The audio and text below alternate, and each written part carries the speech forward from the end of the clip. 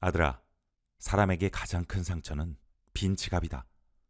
아버지가 16살 때 할아버지가 갑자기 뇌출혈로 쓰러져 돌아가셨다. 공무원으로 근무하다 퇴직한 할아버지는 10년간 사업을 했는데 손대는 일마다 망했다.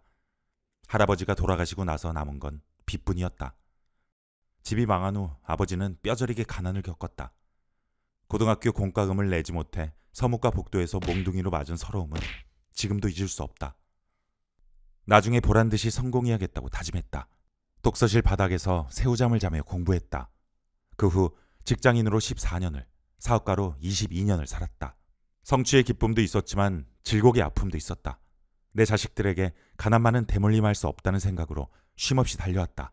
덕분에 사업과 투자로 200억 자산을 일굴 수 있었다.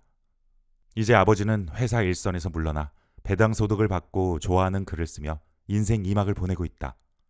아들아, 어느덧 너는 사회초년생이 되었구나. 성인이 된 너의 삶에 최대한 간섭하지 않고 싶지만 돈을 버는 법만큼은 반드시 알려주고 싶다. 돈 공부를 하느냐 마느냐에 따라 인생의 성패가 갈리기 때문이다. 1. 모든 부의 시작은 이것이다. 부자가 되겠다고 마음먹었다면 종잣돈을 모아야 한다. 아버지가 종잣돈을 모을 때까지는 모든 게 고생길이었다. 할아버지가 남긴 빚을 갚아야 했기 때문이다. 회사에 다닐 때는 숙직 수당을 받으려고 사람들이 하기 싫어하는 숙직 근무를 대신 맡고 시간의 수당을 받으려고 야간, 주말 근무를 도맡기도 했다. 그렇게 받은 월급의 절반인 30만 원은 할아버지 빚을 갚는 데 사용했고 나머지 30만 원은 거의 안 쓰고 저축하며 모았다. 빠뜨리지 않고 공모주 청약도 했다. 경쟁률이 높아 몇 주 못 받는 경우가 많았지만 사회초년생으로서 놓칠 수 없는 기회였다. 적금이 만기되어 받은 돈은 주식에 투자했다. 88 올림픽 이후 주식시장은 호황이었기 때문에 종목만 잘 고르면 은행 예금보다 높은 수익을 얻을 수 있었다. 3년이 지나자 종잣돈 1,000만 원을 모을 수 있었다. 주식 일부를 팔아 할아버지 빚을 모두 갚은 다음 대출금을 보태 서울 상계동에 22평 아파트를 샀다. 첫 아파트를 등기했던 순간은 하늘을 나는 듯했다. 첫 집을 산 뒤부터 33년간 부동산 투자를 했는데 꾸준히 투자했더니 자산이 엄청나게 불어났다. 아버지는 충분한 자산이 있는 지금도 돈을 아끼려고 노력한다. 물건을 살 때는 가격표를 꼭 따져보고 주유소에서 기름을 넣을 때도 가격을 비교해본다. 아버지의 바람이지만 무슨 일이 있어도 월급에서 매달 100만 원 이상은 반드시 저축하라고 말하고 싶다. 100만 원씩 저축하는 건 3억 원을 갖고 있는 것과 같다.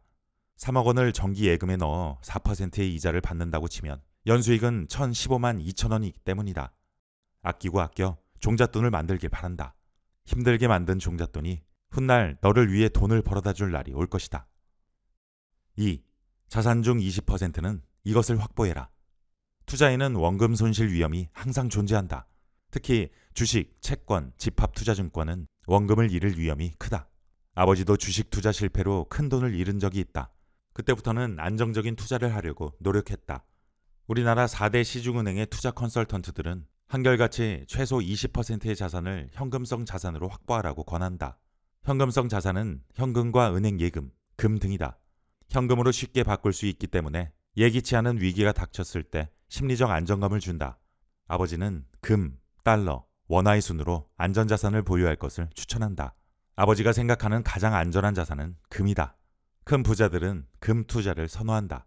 환율이나 국제 정세 변화에도 흔들리지 않고 가격이 안정적이기 때문이다. 금과 마찬가지로 기축통화도 비교적 안전한 자산으로 분류된다. 기축통화에는 달러, 유로화, 엔화, 파운드, 위안화가 있다. 지금 엔저인 상황을 기회로 엔화 예금에 가입하는 것도 좋다. 일본 여행을 가는 것보다는 엔화 예금에 가입했다가 나중에 현금화한다면 괜찮은 수익이 나올 것이다. 3. 개인 재무제표를 써라. 요즘은 자산을 관리해주는 편리한 애플리케이션이 많지만 아버지는 여전히 손으로 쓰는 것이 좋다. 더 오래 기억되고 적는 동안 깊이 생각할 수도 있어서다. 아버지는 10년 넘게 개인 대차 대조표를 만들고 있다. 특정 시점의 자산과 부채 현황을 기록하면 순자산을 정확하게 파악할 수 있다. 손익계산서도 적는다. 매월 들어오는 수익과 지출을 기록하면 돈의 흐름을 한눈에 그려볼 수 있다. 가계부와 비슷해 보이지만 소소한 지출이 아니라 개괄적인 내용을 적는다는 점이 다르다.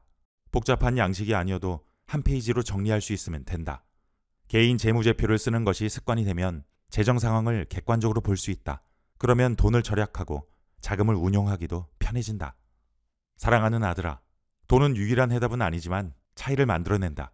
그러니 하루라도 빨리 돈 공부를 해라.